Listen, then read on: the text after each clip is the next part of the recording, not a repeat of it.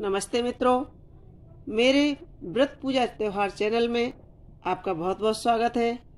आज मैं आपको सूरज के रोट की कहानी सुना रही हूँ।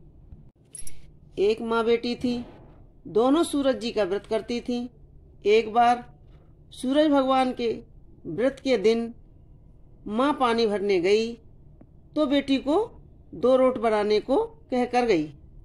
एक बड़ा रोट माँ का तथा एक छोटा रोट बेटी का। इस व्रत में रोट पूरा खाना चाहिए, जूठा नहीं बचना चाहिए और एक रोट ही खाते हैं। बिना नमक मिलाए रोट बनाते हैं, यानी अलोना। उसमें मीठा और नमक कुछ नहीं डालते। लड़की माँ का रोट बना रही थी कि सूरज भगवान जी ने एक साधु बाबा का वेश रख के वे भिक्षा मांगने आ गए। लड़की ने कहा, यह रोट माँ का है। बाबा बैठो, अभी मेरा रोट बनेगा तब मैं ले लेना। बाबा ने कहा, देना है तो दे, नहीं तो मैं तो जा रहा हूँ। लड़की ने माँ के रोट से टुकड़ा तोड़कर दे दिया।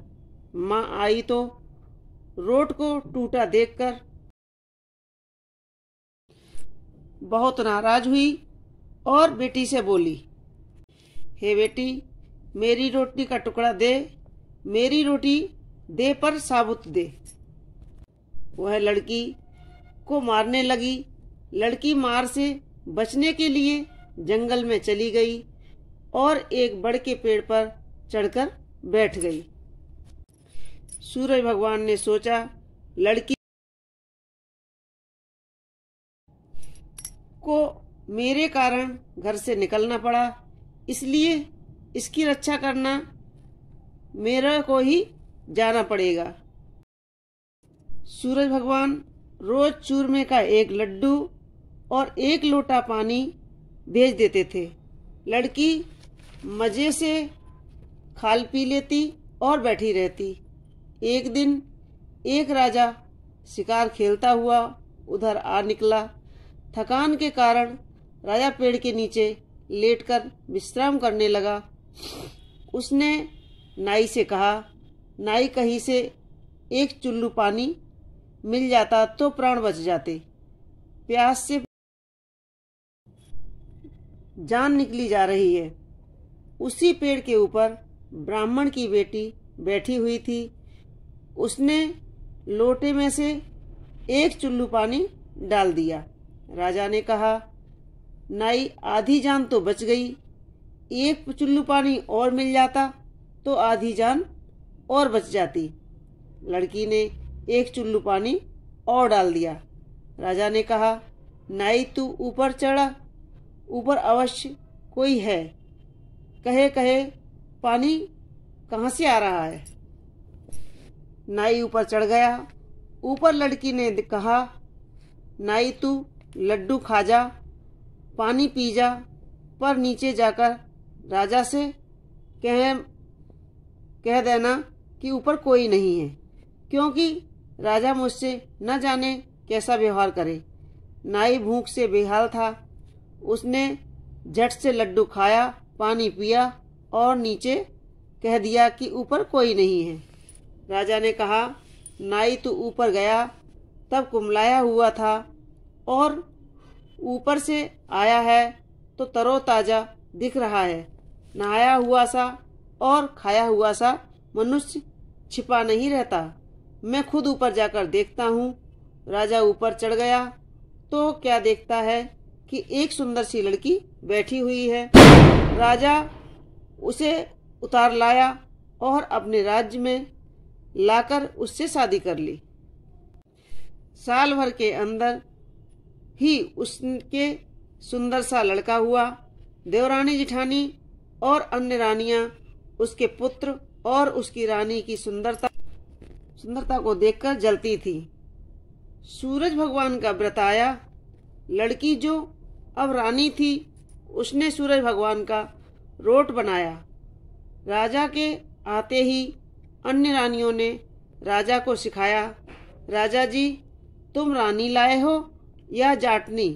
लाए हो, जाटों जैसा रोट बनाया है, आप खाओगे तो आपका पेट दर्द होने लगेगा और रानी खाएगी तो कुंवर का पेट दर्द होने लगेगा।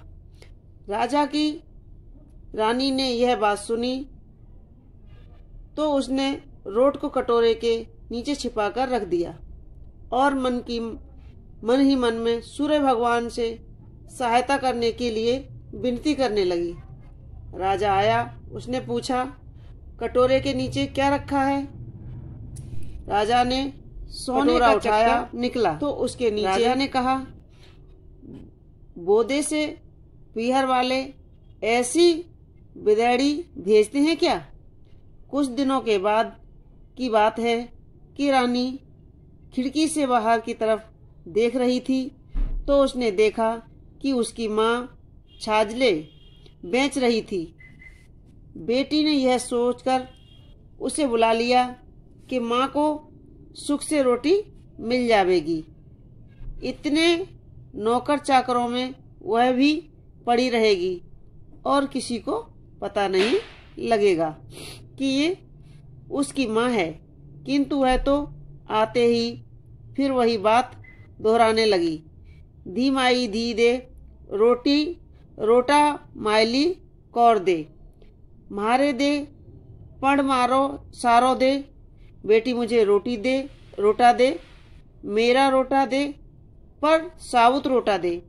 रानी ने सोचा, इस तरह से तो सबको मालूम हो जाएगा कि यह मेरी माँ है, तो देवरानी जिठानी सब मेरी हंसी उड़ाएंगी। उसने माँ को एक कोठरी में बंद कर दिया और ताला लगा दिया। राजा के आते ही देवरानी जिठानी ने कहा, राजा जी, रानी लाए हो या डाकन? भूतनी लाए हो? आज तो एक औरत महल में घुसी थी और बाहर नहीं निकली। रानी ने सुन लिया और सूरज भगवान से प्रार्थना करने लगी कि हे भगवान, इस विपत्ति से तुम ही बचाओ। राजा ने आते ही कोठे की चाबी मांगी, रानी ने दे दी। कोठा खोला तो उसमें सोने की मूर्ति मिली। राजा ने पूछा, यह मूर्ति कहाँ से आई? रानी ने कहा, मेरे बोदे से बहकर बीदड़ी है, गरीब पीहर की भेंट है। राजा ने कहा, तेरा गरीब पीहर ऐसी कीमती भेंट भेज देता है, हमें तो नहीं बुलाते। मुझे मेरा ससुराल देखना है। रानी फिर सूर्य भगवान से प्रार्थना करने लगी। सूर्य भगवान ने कहा, बाई, मैं राजा को सवा पहर का ससुराल दिखा दूंगा। इसके बाद मुझे मेरी नगरी में उजाला करने जाना है। सूर्य भगवान भाई बनकर बुलाने आ गए। रानी ने मुश्किल से किसी प्रकार राजा को मनाया। सूर्य भगवान ने बहुत सा गहना कपड़ा देकर राजा रानी को विदा किया। आगे जाकर राजा बोला, नाई, मैं तो मेरी धोती और पाँव की जूती भूल आया हूँ। राजा जाकर लेकर आओ। रानी ने कहा, ससुराल से इतना नया कपड़ा मिला है, उस पुरानी धोती को खो जाने दो। रानी डर गई थी कि माया नगरी समाप्त हो चुकी होगी। नाई अगर जाएगा तो भेद खुल जाएगा। पर राजा को रानी पर शंका थी और वह भेद का पता लगाना चाहता था। उसने नाई को भेज दिया। नाई ने देखा वहाँ तो बियाबान जंगल था। चूरमा बाटी ने बनाया था, उसी की जगरे की राख उड़ रही थी। दूर दूर तक न महल था, न बाग था, न बगीचा था और न ही कोई मनुष्य था। एक बड़े से पेड़ पर धोती सूख रही थी और पेड़ के नीचे जूती पड़ी हुई थी। उसे लेकर वहाँ भागा और राजा को आकर के सब बताया। राजा ने तलवार निकाली और रानी से पूछा, सच सच कह, यह क्या माजरा है? रानी ने सब कुछ सच सच कहकर सुनाया। इस प्रकार सूर्य भगवान के व्रत से ब्राह्मण की कन्या को राज सुख प्राप्त हो गया। जैसा सुख उसे मिला वैसा कहानी सुनने वाले को और सुनाने वाले को और करने वाले को सबको मिले। हे सूर्य भगवान, सब पर अपनी कृपा दृष्टि बनाए रखना। बोलो सूर्य भगवान की जय। तो मित्रों, कैसी लगी हमारी आज की यह कथा? हमें कमेंट्स बॉक्स में ज़रूर लिखें और हमारे वीडियो को लाइक करें, शेयर करें और सब्सक्राइब अवश्य करें। धन्यवाद। बोलो सूर्य भगवान की जय।